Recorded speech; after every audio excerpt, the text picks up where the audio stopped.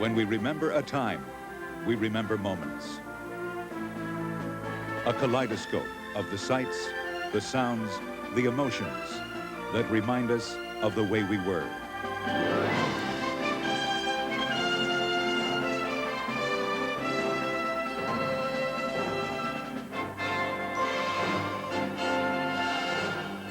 Our world.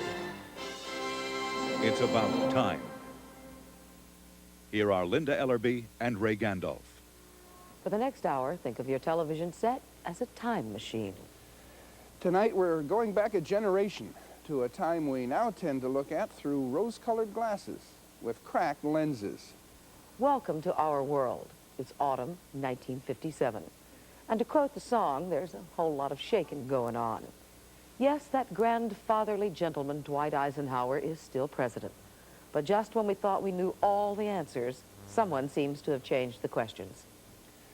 If social phenomena had sounds, the sound of school desegregation in the fall of '57 was the sound of dragging feet 3 years after the Supreme Court had held that segregated schools were intrinsically unequal.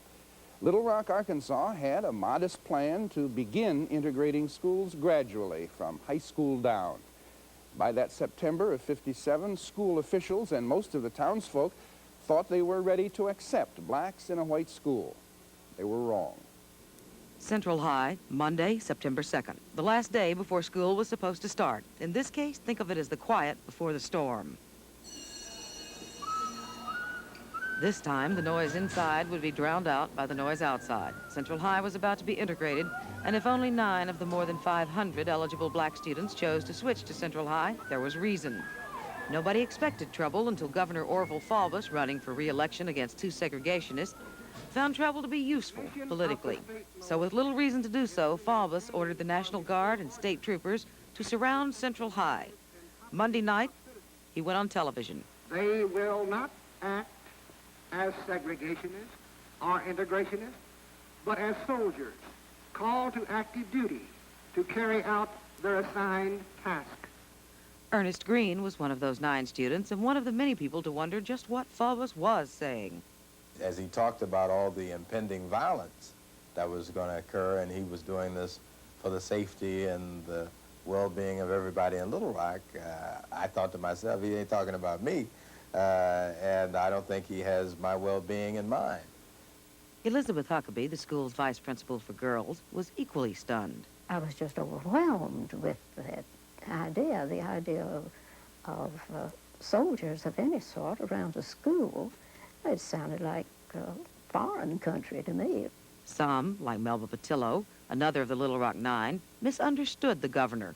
Even when we heard the announcement, who thought that he was putting the troops up there to keep us out? We thought, oh, what a nice man. Maybe he's putting them up there to help us in or whatever. But the point is, there was no realization that this man was declaring war, which in fact he was.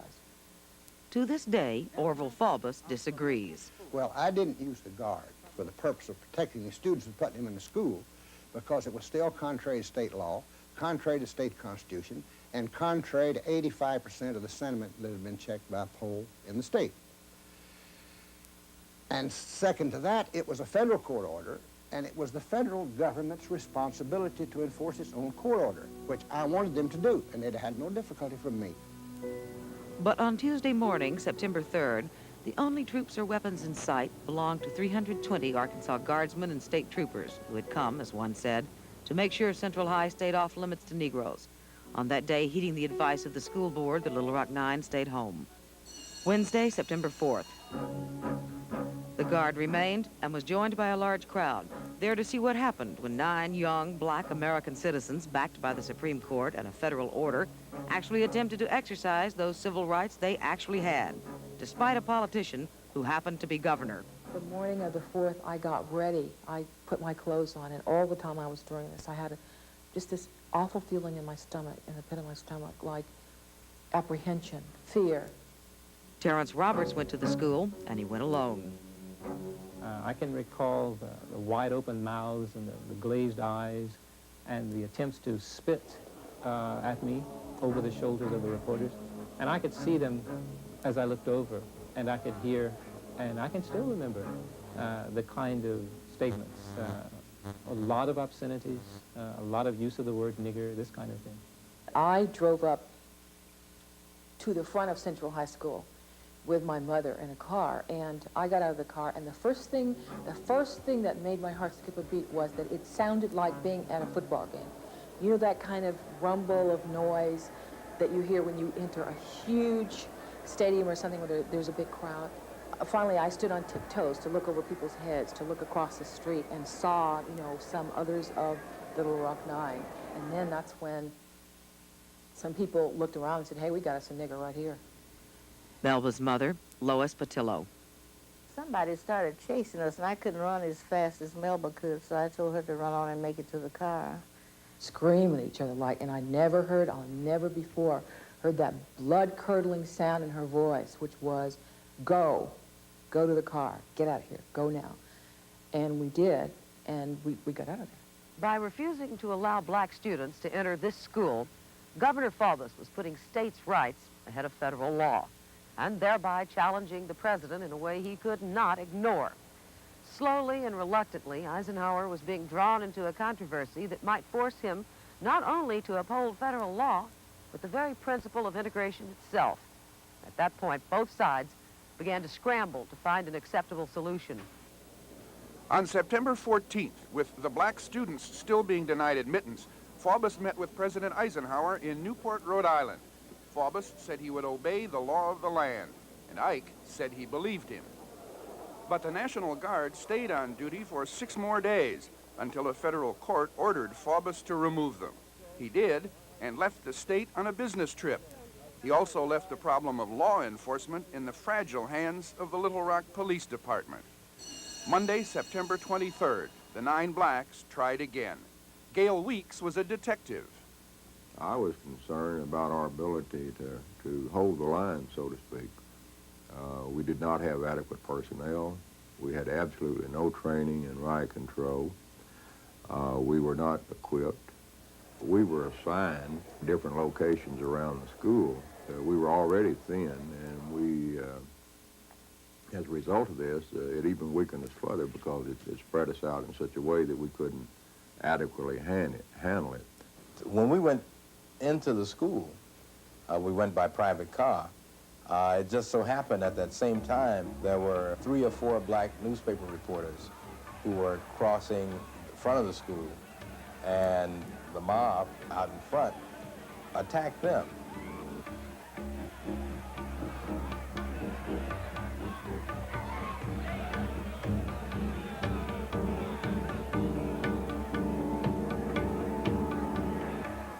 The students took advantage of the diversion to enter through a side door.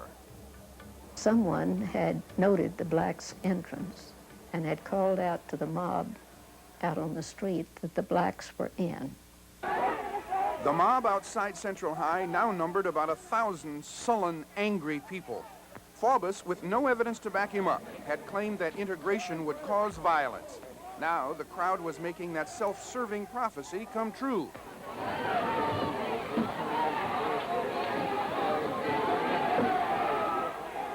Washington was keeping a close eye on things, and Harry Ashmore, the editor of the Arkansas Gazette, talked with the Deputy Attorney General on the phone. There were mobs in the streets at that time. There were people roaming around the city. We were getting reports of outbreaks of violence. And I said, I think the situation is that the local authorities simply cannot handle it. It's perfectly clear that Faubus is not going to give them any assistance. So I think my own view is that some federal intervention is going to have to follow if you're going to prevent this from deteriorating into a real mob violence, which hasn't happened yet, but the tension is here. I do remember the real fervor with which the crowd was moving toward the school, and the shouts and the taunts and all that. I remember somebody saying that they might have to hang one of the kids to get the other 8 out. The word had gotten out that the school was going to be blown up, and you can't discount that sort of thing.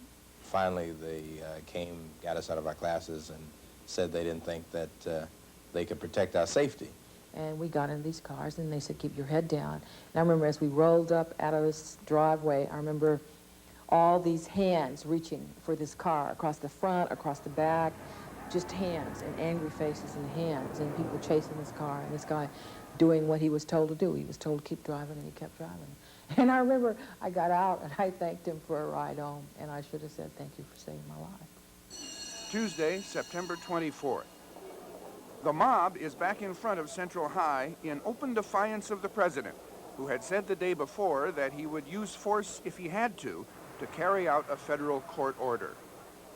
Now he has to. I have today issued an executive order directing the use of troops under federal authority to aid in the execution of federal law at Little Rock, Arkansas. John Eisenhower recalls his father's decision. Well, Dad was not preaching morals to anybody. But he had a federal judge who had made a ruling. Federal judge made the ruling on that high school there. And Faubus was using the National Guard to prevent it. Well, okay. This is a civil war all over again. So supremacy of the United States over a state government. So out over went the 101st Airborne. It was that simple. For the first time since Reconstruction, federal troops were in the South to protect the civil rights of blacks. Tuesday night, 1,000 soldiers from the 101st Airborne Division entered Little Rock. It was like cauterizing a wound. Die-hard segregationists and states' writers howled in pain, but much of white Little Rock welcomed the troops, and the 9 brave students rejoiced. I remember watching television and watching those troops driving over the bridge into Little Rock, and I felt incredible. I must say that I was somewhat relieved when the Federals came in, because they were finally accepting their obligation to enforce their own court order, and that relieved me of all this terrific responsibility for maintaining order and protecting lives and keeping the peace in a situation that had been difficult, to say the least, for some time. Wednesday, September 25th. I woke up the next morning. We had to be at Mrs. Bates' house by 8 o'clock because the Army was going to take us to school. That sounded, interesting. I'd never gone to school with the Army. We went to school in a station wagon. We were surrounded on both ends of the station wagon by Army jeeps with machine gun mounts and soldiers with rifles and bayonets drawn. And I remember there were parades of people down each side of the street just looking at us. And I remember thinking, my life is never going to be the same anymore. It's just not going to be the same. Here. That's 3 times I run you out here. Now move out. It was an entirely different sort of group from the National Guard. These were professionals, and highly trained professionals. The soldiers were placed much more thickly around the entire perimeter of the school. About every 4 feet, there was a soldier with a gun and a bed. There was a phalanx of soldiers lined up on each side of the walkway from curbside to the school door, and we walked in the middle of that. Well, I remember Terrence Roberts and I in the middle of all this. Is kind of high drama for 9 kids from Little Rock, with the helicopter flying over, all these troops out in front of the school, the school steps, with the encirclement of troops around you. I said, well, I guess we'll finally get into school this morning. Other people will remember Eisenhower as a man who played golf. I remember him as a man who cared enough about my brown bottom to send the troops, because without them, I would be dead. Come back to the autumn of 1957. As the distance between black and white begins to shrink, the distance between young and old begins to widen. There is a new force in America. It has money, it has a voice, it even has a name. We call them teenagers.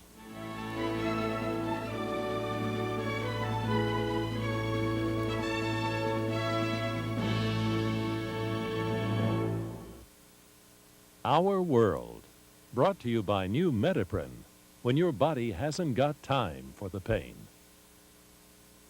Introducing Metaprin, when your body hasn't got time for the pain. I haven't got time for the pain. I haven't got room for the pain.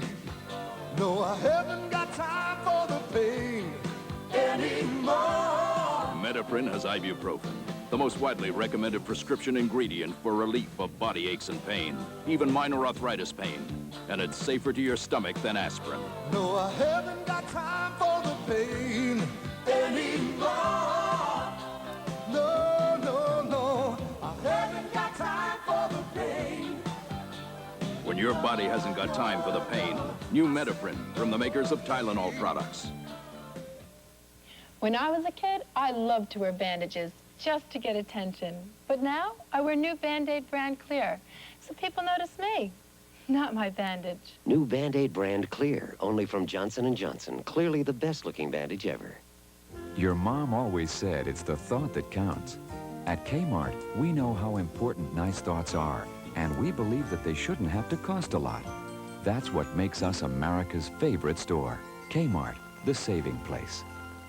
The word is out. A Duracell battery will outlast a Kodak Superlife battery by up to 20%. We just can't help crowing about it. Duracell. No battery lasts longer. Introducing a new category of automobiles. The new Ford Thunderbird Turbo Coupe. Designed with an intercooled turbocharged engine, computerized suspension, and an anti-lock braking system.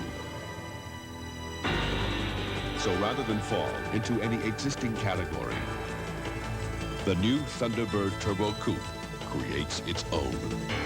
Have you driven a Ford lately? The Los Angeles Rams running into an NFC West title showdown. The San Francisco 49ers hope to steal the championship. It's an NFL Friday night special tomorrow.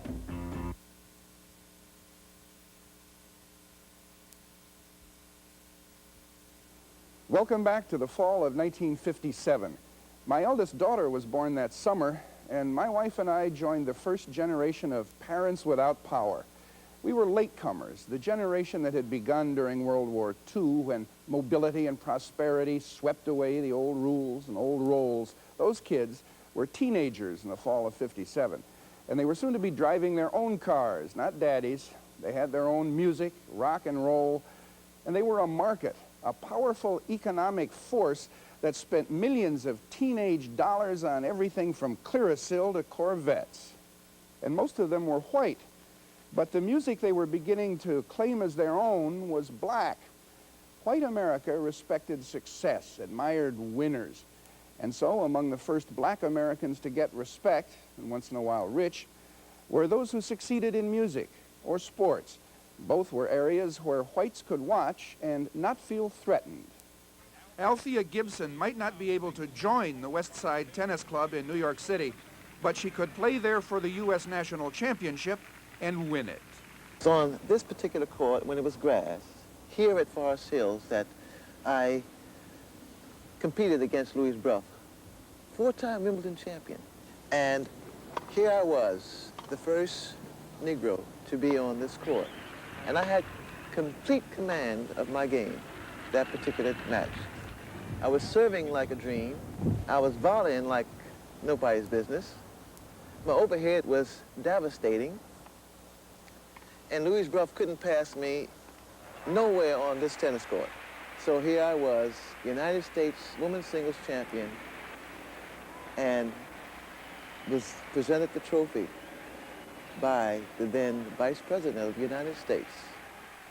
There's no greater feeling than winning in your own country, in your own city, and be the first Negro to have done it. So when I won, you have to excuse me, I got a little emotional then.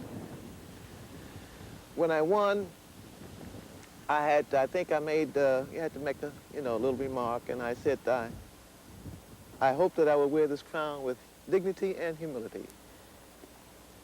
And believe you me, I think I've done so. Dignity was not exactly the hallmark of a new network television show called American Bandstand, but it too was a champion. The host, then as now, was Dick Clark. The Bandstand is an extraordinary thing. It started out being highly criticized and maligned and became part of Americana. It arrived on America's doorstep like a stray puppy and became part of the family. That's really what happened to it. What's going on here? A whole lot of shaking. American Bandstand brought white rockers into our living rooms, of course. The Everly Brothers, Jerry Lee Lewis, Buddy Holly, Bobby Darin, and right alongside them, Fats Domino, Sam Cooke, and Chuck Berry.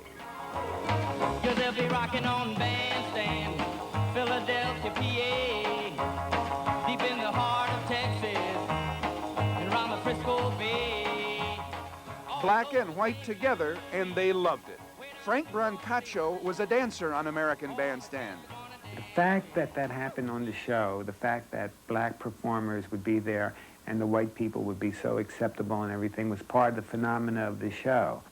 Rock and roll performer Little Richard. I always felt that American Bandstand would be a great success because it opened the door, the big door, to a lot of entertainers that the black entertainers didn't have no way of getting in. But this was almost like the Red Sea was opening up. Millions of American teenagers watched the show and saw themselves. Adults may have thought the bandstand dancers were gum-chewing bubbleheads, but to kids, the dancers were family. Justine Corelli was a favorite. It was probably the biggest soap opera going at that point in time because people got attached to other people. It's almost like a fantasy. I got a big kick out of it. I liked the fact that I'd walk the streets and people would know my name. And especially if we left the city, people would crowd around you and ask you for autographs. American Bandstand became an American success story. And if it shook up parents and rattled television executives, well, it got Madison Avenue rolling. Ann Tolstoy Wallach worked in advertising. Bandstand was important right away for anyone who had antenna out, like agency executives and network people, because it was the first time that teens had been catered to in this way. You know, people want to see images of themselves on television. It's what they're always asking for. And for years, teens didn't see real images of themselves. They saw rather phony ones. And all of a sudden, here was their music, their dancing, and in their time slot. And it couldn't have lost. But none of this would have mattered if all those teens hadn't had money to spend, which in post-war America, they did.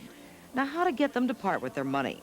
American Bandstand showed the way. To get a teenager to buy something, get a teenager to sell it. And when I market, I make sure this house has Coca-Cola. But make sure you get the right kind of teenager to sell your product. You want the one who looks like this. Not the ones who look like this. Juvenile delinquents. In New York City, in 1 year, the number of teenagers in jail rose 17%. In California, 30%. An American social disease.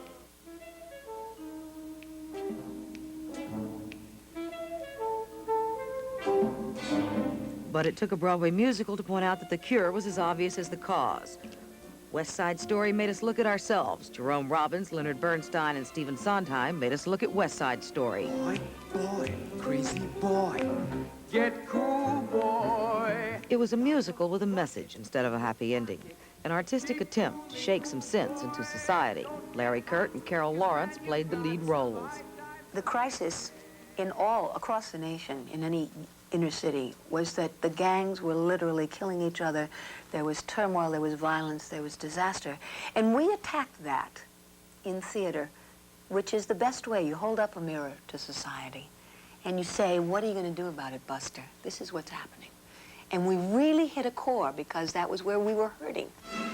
Hate, violence, death, the separate society of street gangs. Reality, but on Broadway, a little reality went a long way. We had an actual gang come backstage. Yes. They came and literally challenged the dancers to a rumble. Some of them had never been to Manhattan before. Right. With nail files and with their girls in their snakeskin jackets and their white.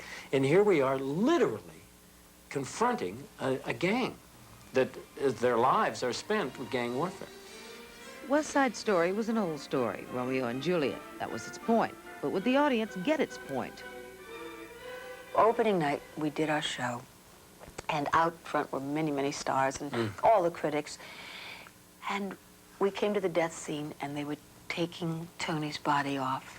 And the bell is tolling the death knell, and the curtain comes down. We rushed to our places to take a bow, and I'm holding onto Larry's hand and Cheetah's hand. And the curtain went up, and the audience just stared at us. And just... It seemed like 20 seconds, you know. I'm sure it was... overwhelming. 1, 2, boom. But and I thought, everybody thought they hate it. And then, as if it were choreographed, the entire audience stood up, screaming, applauding, crying, bravo, and we all started to cry. It was just... It was incredible. It was, September everybody's dream. September 26, 1957. What it was a musical tragedy. Real-life tragedy had no score and did not always end on a note of hope. But it was the thought that counted, if people thought.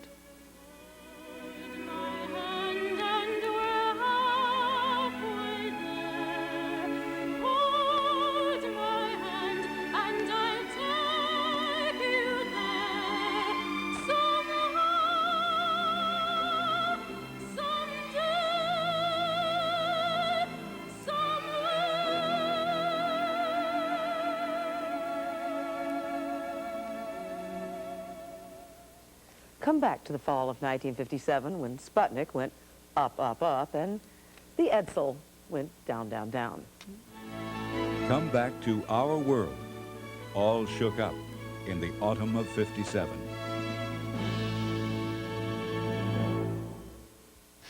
Oh, wow, does that pizza smell good? My nose wouldn't know. It's too stuffed. Have a Halls. Halls Vapor Action penetrates deep to help your stuffy nose feel clearer, while Halls soothes your cough. Halls Vapor Action works. Now let's work on some pizza. Had enough calcium today? Need more? Introducing another Rolaids, calcium-rich cherry Rolaids. A great antacid plus calcium. New calcium-rich Rolaids. Relief you want, calcium you need. Full-figured women love to tell us how well just my size pantyhose fit. I'm writing you a letter, sending it today, mailing it first class, 'cause I just had to say I'm yours. No more tug of war. Sincerely yours. It is just my size. Yeah, I'm yours. Just my size. Sincerely yours. Thanks, Legs. I just lost her. Hey, Chief, we need an 800 number. We need more lines. I think we need help. I think we need a fax machine. I've been waiting for Computers, new phones. I think we need help.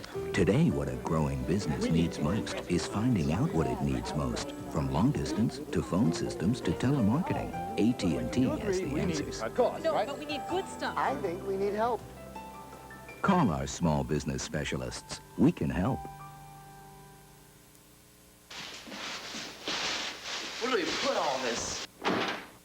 Well, I know where to put those sweaty shirts. Like the garbage? No, the wash. Yeah, it stinks.